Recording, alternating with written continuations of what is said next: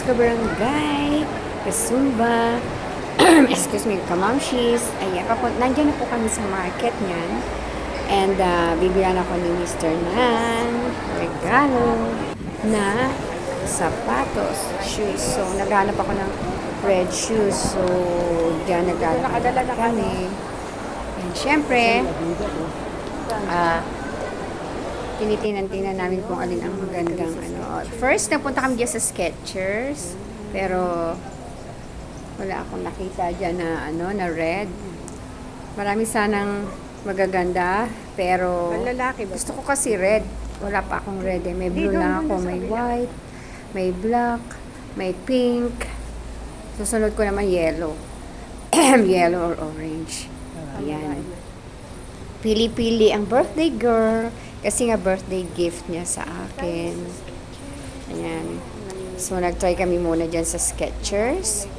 Pili-pili muna si Modra Kel, si mga ka-troops, and si Mr. sa likod ko. Tinutulungan niya ako maghanap. Sana ay red. Sana makakita tayo.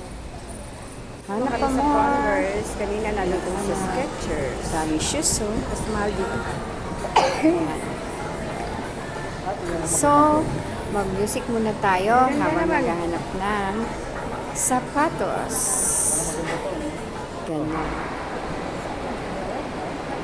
Okay. Uy, pag ganun pa ako, ano ko, ang ginagawa ko dyan. O, ayan. Sus, may pa-heart sign pa. May pa-ano. Ang ganda dyan. Sabi ko, kaan niya ako. Dyan sa may, ano. Second floor kami dyan.